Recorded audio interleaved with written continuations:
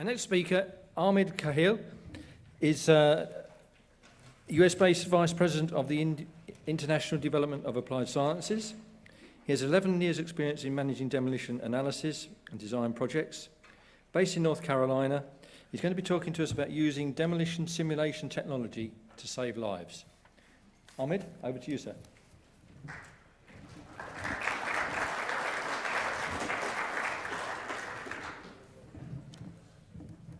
Good morning, everyone. The presentation today is about the use of demolition simulation technology to save lives. And this presentation is in collaboration with Patrick Fry from Cardem, who helped us make this project come to be applied. And the idea of this project is search and rescue teams worldwide are faced with collapsed buildings. This is the main problem that they face, whether it's an earthquake or an explosion or an impact of a vehicle or whatever, or a soil failure or a construction error. You end up having a structure that is partially collapsed like that. And now, whom are they going to go to for help? It's the demolition industry. But the problem is the demolition industry, the demolition community, is going into the job with no prior planning. They're forced to deal with this situation, and they didn't have the time to plan for it. And this was the beginning of the idea for this project. How do we help the search and rescue teams using the demolition simulation technology? So Applied Science International has a specific technology that started in the University of Tokyo in 1995. This modeling tool is able to model the collapse and the demolition projects, and it's been applied in projects worldwide, whether they're silos in Korea or stadiums in USA, bridges in Italy, and stadiums in Canada. We have people here in this room, many of them will remember those signature projects, silos in Brazil or the modeling of a church in New Zealand. And all those different projects were pre-planned. We had the time to do the planning for the demolition and model, and we are able to predict the collapse shape beforehand and say, okay, this is how it's going to happen, and this is the force that's going to be developed, and this is the direction of failure, and this is the field of debris. So that is the technology that is already existing that's available to the demolition community. However, to put it one step forward, this is part of a big project by the European Commission. This project is called the INACAS project, and this project has 10 partner companies and 20 partner institutions, whether they're universities, research centers, or search and rescue teams from different European countries. And this project has been going for 4 years with funding from the European Union and the European Commission. And the idea of the project is to make use of all the technology that is available. Part of it is the simulation, but there are other parts.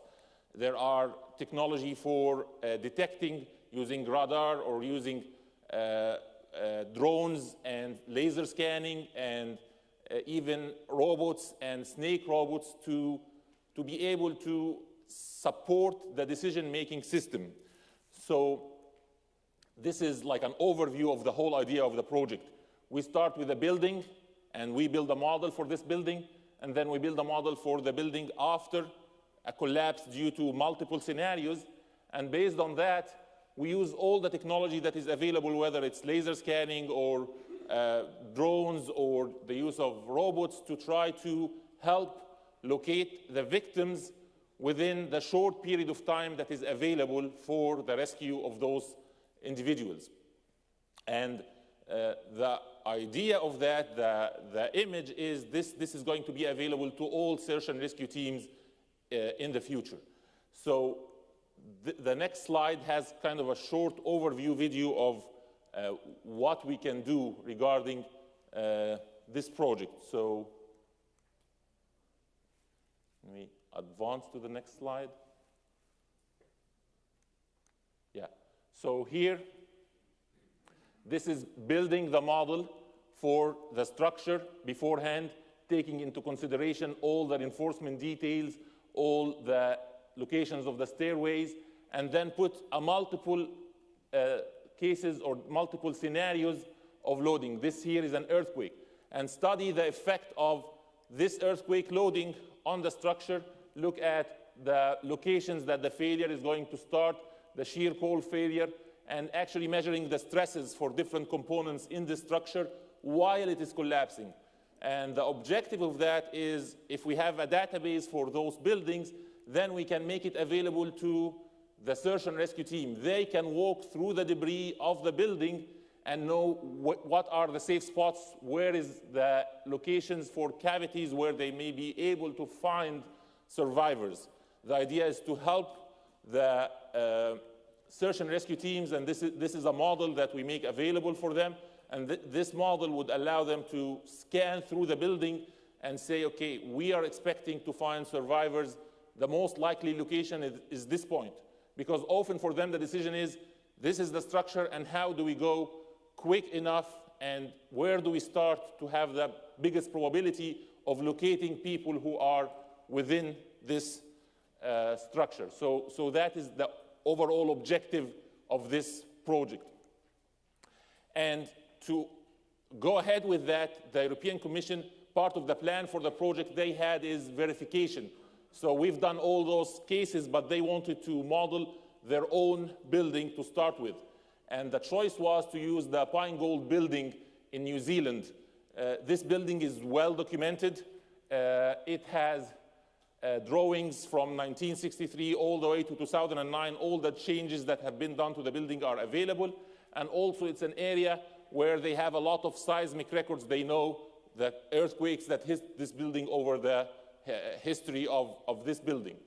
And this building, unfortunately, collapsed in the 2011 earthquake. And unfortunately, there were 18 fatalities in this building.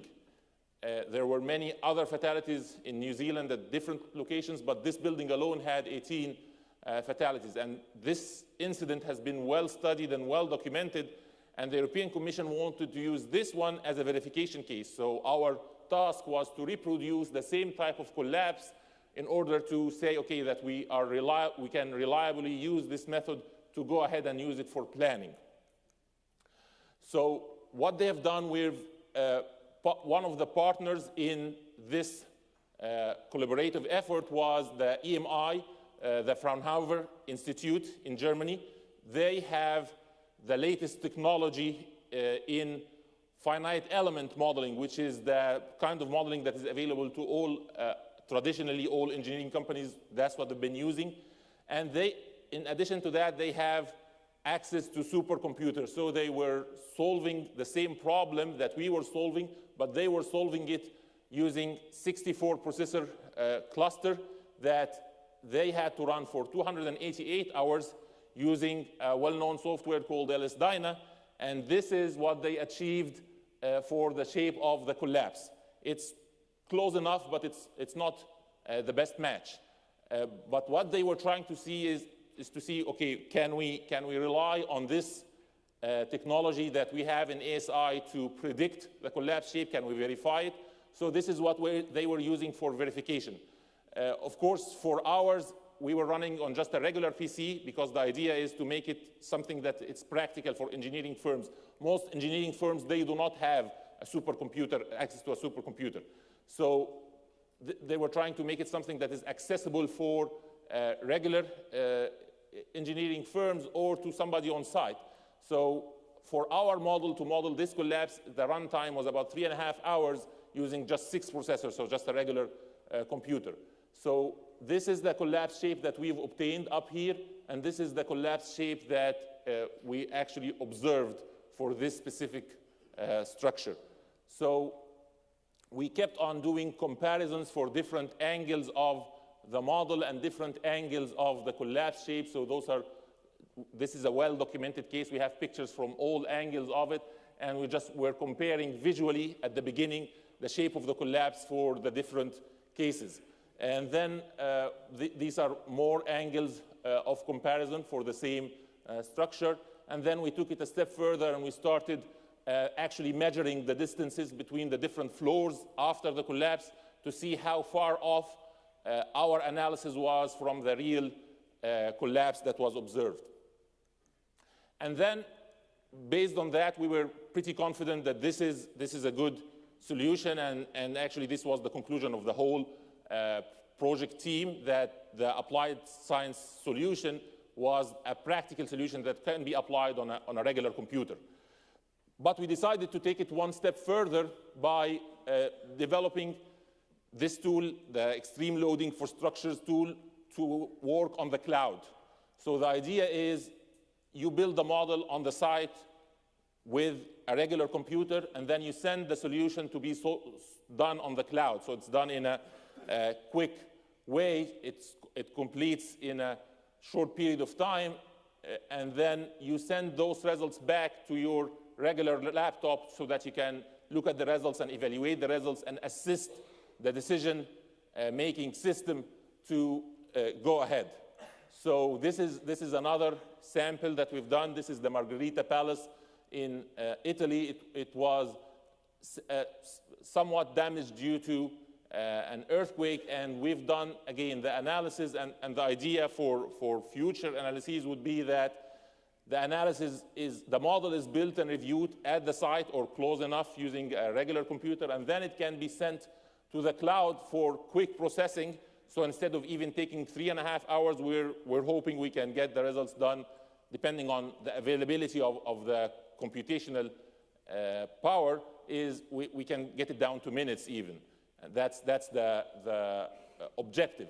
And with that, we can get the results again at the site for evaluation. You can take a close-up and look at those vault structures. Are they collapsed or not? Where is the better access route to save lives? And then, based on that, we took it even another step further. This is part of the project plan, is to try to have a building library. So if you know that you have a critical structure, an existing critical structure, you look at how do you prepare a model beforehand for this structure so that when it's time for decision making, you can make decisions quickly. So you're planning ahead of time, whether it's a structure that is especially vulnerable for some reason, or it's critical because it's going to be used like as a command center, for example, post-disaster. So all critical structures would be pre-modeled. And another step further was to build a database of structures that follow the general typical design of building practice in Europe. So the EMI provided us with a group of buildings that we can model. So they said, okay, those are representative of the current building practice. And we solved 60 different simulations so that this is like a database. And the idea is we're going to build on that database as time goes so that we have thousands of cases that are accessible to the decision maker. You can look for a building that is similar to the building that you have on site right now, and then you can make some better informed decision when you're making decisions on how to access the site or what to remove.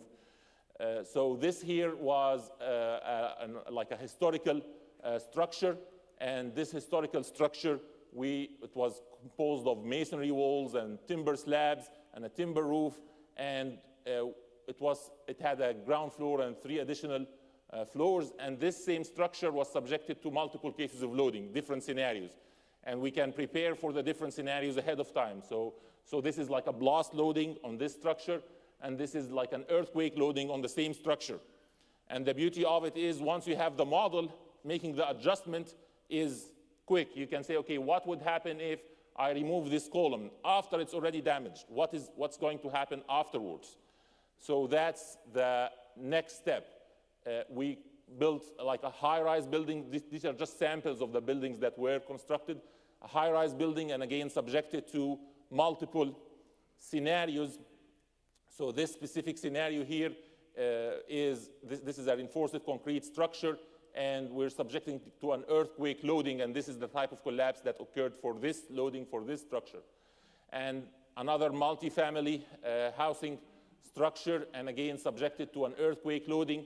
And one more time, we provide the debris shape, and we're looking at, okay, based on that, we go and do the cavity identification, and we say, okay, for this structure, for this debris shape, where are the locations to easily like find victims, or what are the paths that we can take to reach victims, or what if we make some changes, what if we remove a beam from this structure, what would happen, how would the collapse continue, is it going to progress further, or did the structure reach a stable state? Up to this point, we finished verifying the method. So we were able to reproduce collapse that happened already. What the project goal was is to take that one step further and predict the collapse ahead of time. So they wanted to do two things. They wanted to do on-site training on a collapsed building that is collapsed in a specific way, and they wanted to be able to access that site and go try to locate victims using those drone technology, this radar scanning, this snake robots that they have. And they also wanted to see if the simulation prediction is accurate, even if we don't know the outcome ahead of time. So to do that, this is where we got the privilege to work with Cardem. They provided a site that was planned for demolition, and they used this site as a test lab, a real-life test lab for this overall project. So this was pilot 2. Pilot 1 was a pre-collapsed building, but pilot 2 was a case where we collapsed the structure on purpose and try to test the simulation. And here I'm going to ask Patrick to kindly step up and explain this part.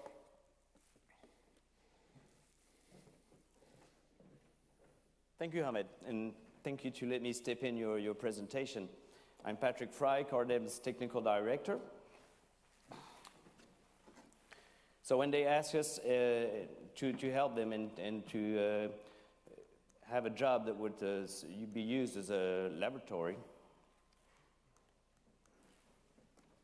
there we go. We thought it'd be pretty easy, but actually it was a little harder than what we thought. First, we had to choose a site. We had to find a site that would suit everyone. Had to be concrete structure and not a steel structure or rocks, and had to be between 2 and 5 stories high. Had to have an inside stairway. Well, they knew what they wanted, and it had to be near the Lyon region. And the use of drones. We needed to have a site that was no more than 500 meters above the sea level in order for the drones to carry what they need to carry. So that leaves us only the green and yellow spots here around the Lyon region. So it was pretty hard to find a site. We did. We finally find the site that would suit everyone. And then we had to do the partial collapse. So that's pretty hard to achieve. I mean, everybody can demolish the building, going, top down, or to collapse it, or do it with explosives or whatever. It's pretty easy to bring it down. But to partially bring it down, that was a little harder. So that means we need to do some pre-weakening inside the building for the columns, and we decided to use cables in order to pull with different sequences in order to have that collapse partial. And all that with the help, of course, of applied science, because every time we would do a scenario, they would tell us, okay, this is going to happen or this is going to happen. So that's what we ended up with. And we had to do sampling in order to make sure that we had the right the right elements in order to modelize the building. And for the cable pulling, we needed to cut all the steel rebars. So on the paper, it worked pretty well. And once we had it modeled with finite elements, it was pretty, it was different. And for stability concerns, statically it would work, but as soon as you put a little wind into it, then we were concerned about the stability in order to bring people inside the building, in order to pre-weakening and cut the rebars. That was for us too dangerous. So plan B.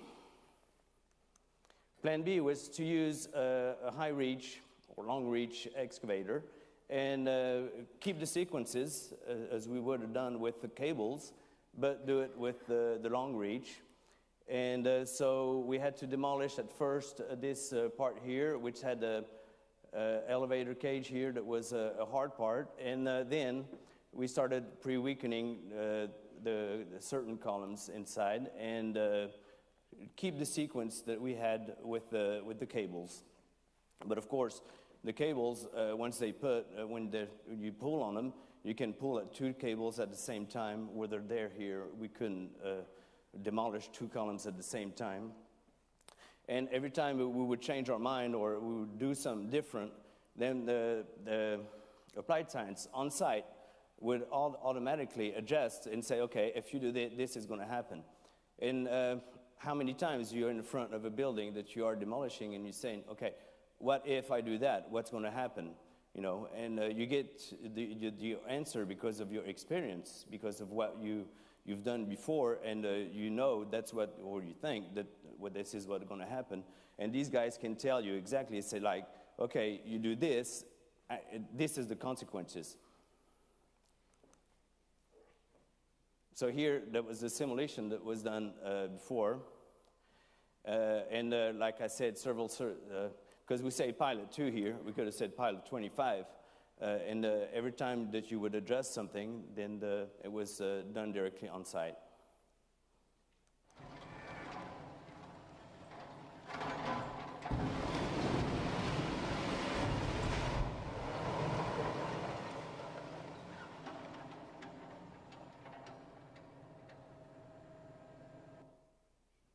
Yeah, so that was the hard part. In order to have something partially demolished and not completely demolished. And if you ask the people on site, yeah, they were really amazed. Like the foreman on site, or I'm searching for my words. Well, actually, even the operators, you know, that were trying to figure out how to have that partial demolition, they were really amazed on how applied science could tell them, say, if you do this, this is going to happen. And here is a very interesting slide. And maybe, Ahmed, you can talk to us about this one here, where everything that's in green or yellow, it's pretty much what happened exactly. And what's in red is, which is slightly different. So again, one partner was ITC. They did like an additional effort to try to compare quantitatively the difference. So they were actually superimposing the drone scanning with the actual collapse model and trying to see where exactly did we have any differences. So you can see most of the area is yellow and orange, which means that there isn't a big difference between the prediction and the actual debris heap. And this is maybe a future planning. We're hoping that the demolition community will see the importance of that and come in. And we have 2 pilots that should be happening in June in the Netherlands, and one more time in December of next year in France and Italy. So if anyone is interested in helping one more time, definitely this would be beneficial for humanity at large. So, yeah. So in December in France, it's going to be pretty hard because one of the requirements was to be done in between 10 and 25 degrees. So, okay. And for the conclusion. So in conclusion, the project went as expected. The verification stage has been completed. The time of the modeling was significantly reduced, and even with the additional advantage of having the cloud capability, the time of modeling is even further reduced because now you have basically like unlimited computational power to do the analysis within minutes, even if needed. And the demolition went, the pilot 2 demolition went as planned with the help of CARDEM and the support, and the partial collapse was achieved, and then CARDEM allowed the European partners to all be on site for this period of time to do all the testing and fly the drones and do the laser scanning and all the different tests that they had to do on the site. And as I said, we have 2 more pilot tests that we hope are going to be as successful and a step forward in ensuring the safety of even the search and rescue teams during saving the lives after any incident or accident. And with that, we both thank you for listening to this presentation, and if you have any questions, we'd be glad to address them. Thank you.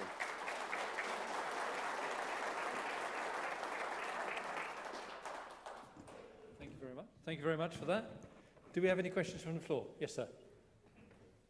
Hi, thanks a lot. I'm Aidan Short from the Can you just hold on for the microphone? Aidan Short from the Urban Resilience Platform. We do demolition and debris removal post-earthquakes. It's very interesting to us. Could you give us a little bit of insight as to what you think the timelines might be for you to be able to start scaling this up to, say, whole cities, and what you need to do to prepare for a whole city to be scanned in this way post-earthquake, because we can't predict these things and we need those responses immediately. What are the timelines for those? Or the difficulties? Yeah. Part of the INACAS project is area planning. It's not all concentrating on a certain building. Part of it is looking at like access roads and what's the better way to access a certain building, assuming it's a widespread disaster, for example, an earthquake that affected the whole city. What is the best route to get to a building? That's also part of that project. We're not involved with that part. Maybe EMI, like the Fraunhofer Institute from Germany, they're involved with that part. But the part of building the database of hundreds and thousands of buildings, it's a matter of time and dedication and money being dedicated to that. It's the technology is there. It's the matter of putting the resources into it, which, as you know, would take longer time to people to invest in that. But we've seen some organizations, some municipalities are looking into at least building a database for some critical structures. So at least those ones, they have a plan for those ones on how to address those ones, or the most vulnerable or the most critical. Thank you. Any other questions? No? Thank you very much then. Thank you.